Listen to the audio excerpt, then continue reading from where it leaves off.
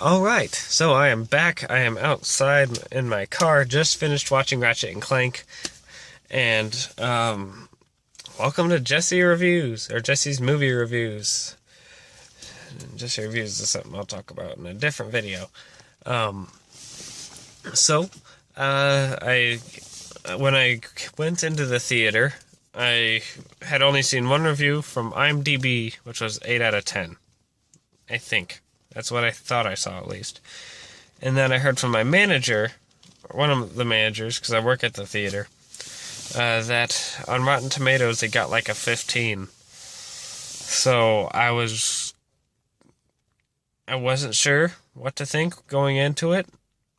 So one thing that my manager brought up that kind of struck my mind is that maybe it's made solely for the people who played the games, and the people who haven't seen it and are seeing it as a regular movie probably won't like it a whole lot.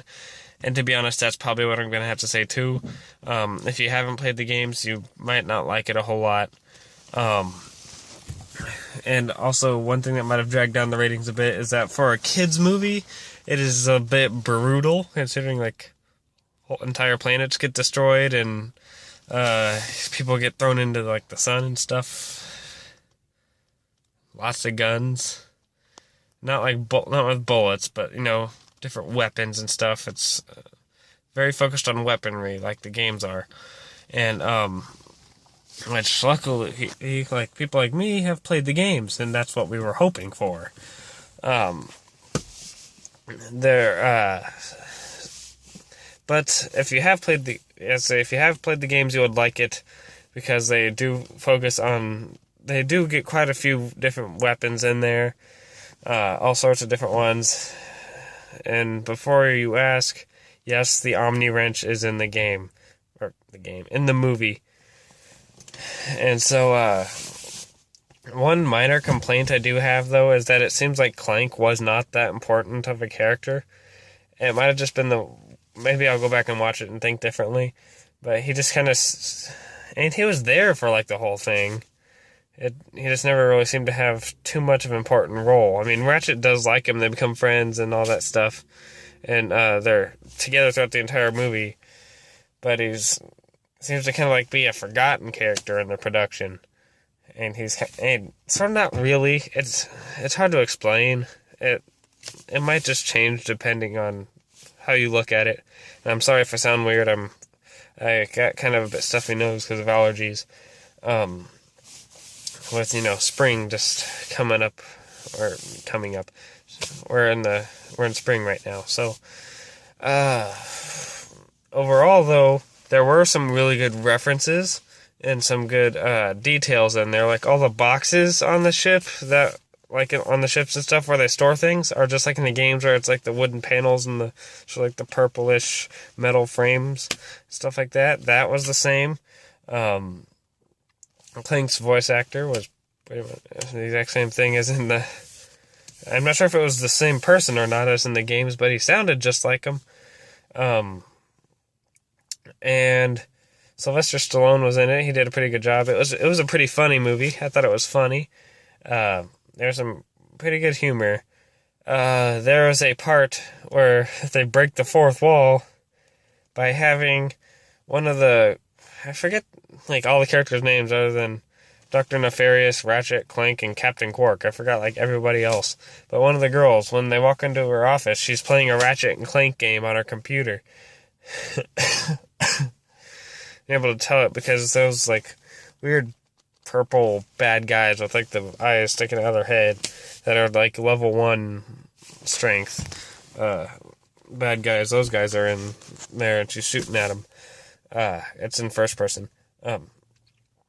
There's a part where they tease at 3 upcoming PlayStation movies. I knew one of them for sure because there's a teaser trailer, and I talked about it earlier today. One of them I had heard a rumor for, and the other one I didn't have time to figure out what it was because I was so shocked by the first one. Spoiler alert. I'm going to say skip ahead to 5 minutes and 15 seconds if you don't want to hear a spoiler. First one was Daxter. Second was the unknown person, third person was Sly Cooper. Alright, actually, and now I'm going to go into a detail. Wait for 5:15 to show up. 11, 12, 13, 14. Alright. Okay, so you might have just skipped up here, but I'm going to say spoiler alert again, because I'm going to go a bit into detail, skip ahead to about 6 minutes. Alright, so what's happening is, it's not too long after Ratchet and Clank met. They're flying in a ship, and Clank tries to identify what species he is, and he says it doesn't match anything on his record. And a bit of, like, a HUD thing pops open on the side, and it scrolls through people. The first one is Daxter, second one is... And I'm so shocked by that, I was, like, looking down, I look up, there's some second person I didn't see, then it hits Sly Cooper, and then it goes off the screen. And I knew about that movie, and I'm so excited for it. And so, anyway, alright, we are back. I am excited for 2 of the movies that were teased at, and the third one I didn't have time to figure out what it was. I wasn't looking. I saw it for a split second. Skip ahead about 10 seconds, I'm going to spoil again. The second one I know was a human with black hair. That's all I'm going to say. Maybe you can think of it. Alright, so, let's see, is there anything else I need to cover? The overall quality of the movie was good. It seemed to be pretty big budget for a video game movie.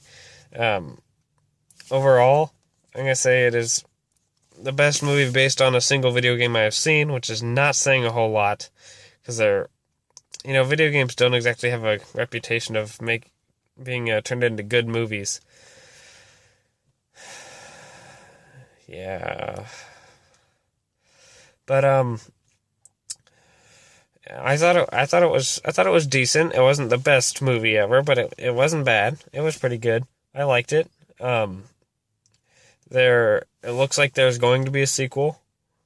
I'm going to say, one thing people might ask, I don't know, but one thing people might wonder when the time comes is, should they stay after the credits?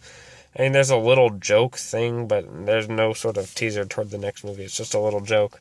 However, after the cinematic critics, like the ones that have all the special effects and show all the individual characters with their actors and things like that, there is a bit of a cutscene that will tease towards something.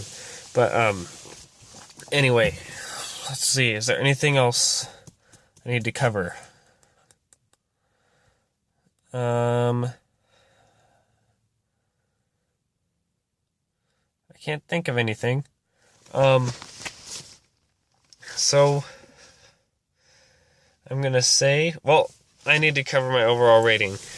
In terms of story, the plot wasn't super interesting, and it was kind of a lot of stuff that had been taken before, but there was quite a bit of it. That's what it was all centered around, really. The action scenes were not super long and dragged out. So I'm going to say the plot, and it wasn't the super most interesting thing ever. It wasn't dragged out either. I'm going to say, out of 10, I'm going to go 7. In terms of sticking to the games, I'd say they had a good arsenal. They had the essential characters, all the needed characters, at least for our first movie. So, and they have references to the game. So I'm going to say, in terms of sticking to the game, I'm going to give it a 8.5 or a 9. And then, in terms of action was pretty cool with all the different weapons being used and characters moving around a lot. So I'll give that about an 8.5. Overall, I'll give the movie about